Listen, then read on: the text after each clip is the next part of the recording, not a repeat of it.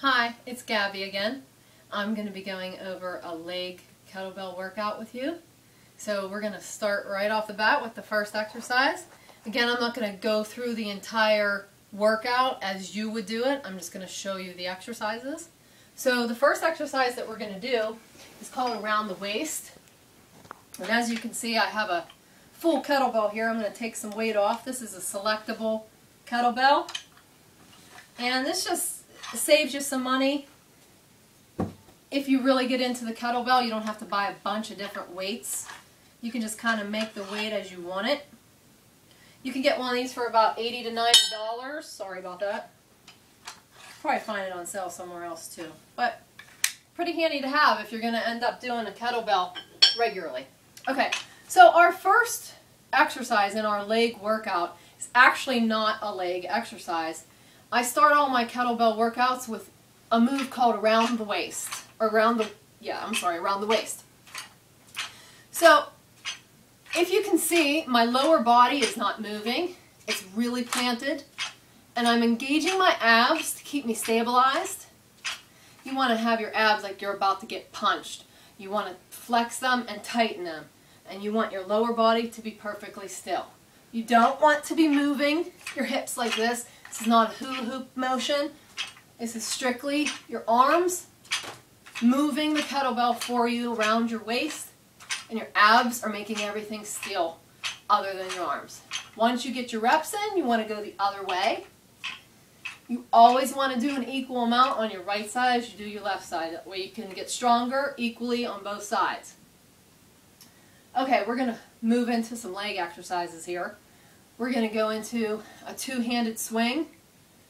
This is actually on the arm workout as well, because it also works arms, but it is a squat motion, so you're going to be using legs.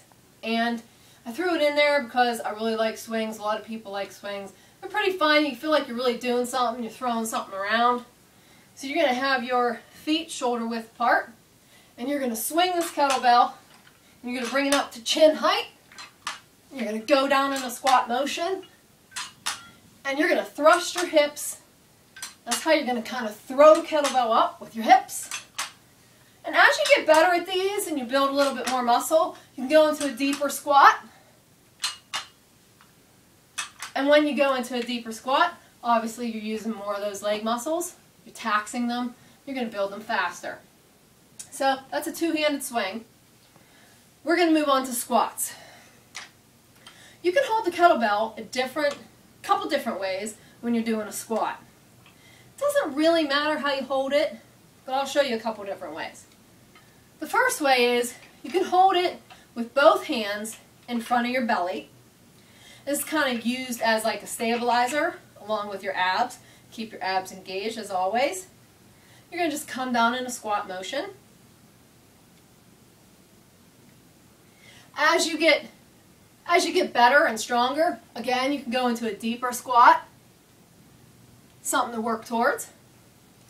Another way to hold your kettlebell is in a rack position. This is going to just make it a tiny bit more difficult because it's going to put you off balance, which means you're going to have to work extra hard to stay balanced. So you're going to have the weight on one side, stabilization with your other hand. You're going to come down in a squat. Now, if you're going to hold the kettlebell this way, you're going to have to switch it after you hit some reps and do it on the other side. Because again, whatever you do on the left is what you have to do on the right. And again, you can go into a deeper squat when you feel ready. Also, when you get even better and stronger and more confident, if you're holding in a rack position, when you come up you can do a military press. So you're going to go down into a deep squat, come up and do a military press.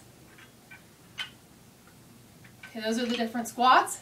Obviously you would start with the slider motion first and build yourself up. The next exercise is lunges.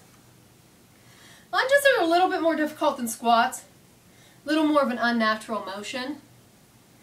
You do a squat motion a lot more in your everyday lives. You bend down and pick stuff up. You go up steps. You might jump.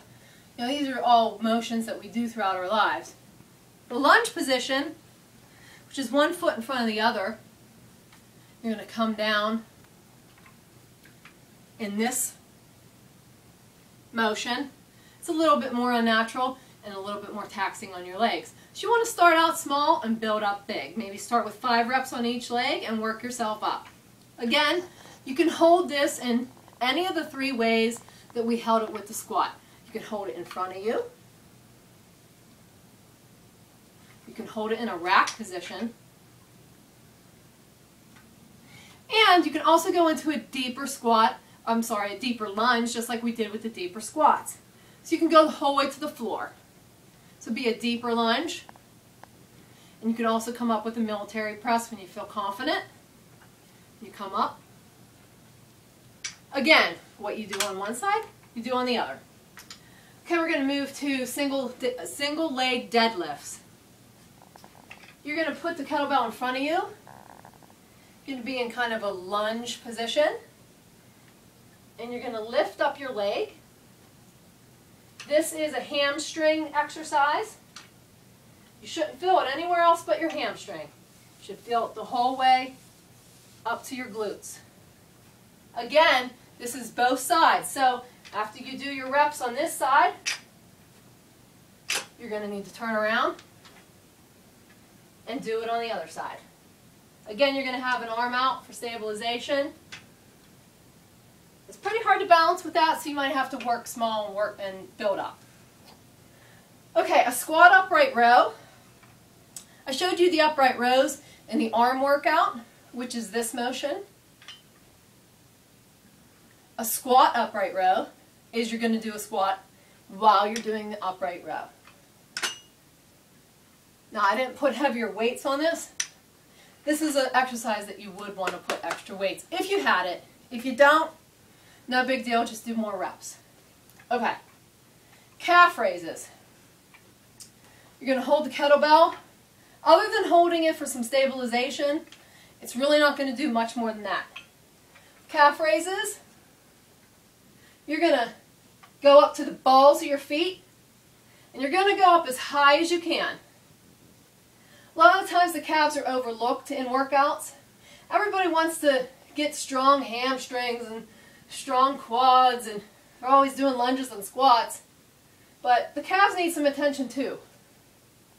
So these are going to build up your calves. As soon as your feet hit the ground, you're going to pop back up on the balls of your feet. So those are calf raises. For the last exercise, I'm actually not going to use the kettlebell at all. These are called mountain climbers. And the reason why I like to end this set with these is because it kind of loosens up your legs a little bit. With a kettlebell, you're always tightening, you're always stabilizing. It's always tight movements. You always feel like you're kind of planted. This is just going to loosen things up before you start your next circuit, starting again with number 1 around the waist. So this is a mountain climber. You're going to get into a pike position rather. Kind of like a push-up position, but your butt's in the air. And then you're going to run in place.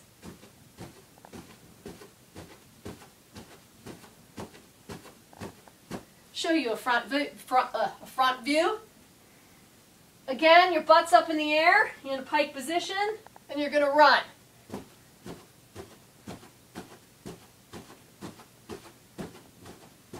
You're going to do as many of those as you can before you're just too fatigued to do any more. Start slow and work up to higher reps. So that there is your kettlebell leg workout. So before you know it, you're going to have legs so strong, arms so strong, your core, you're going to start feeling tight, you're going to start feeling great. So go out, get yourself a cheap kettlebell and try it out. Promise you, you'll want to keep going. So good luck with your kettlebells.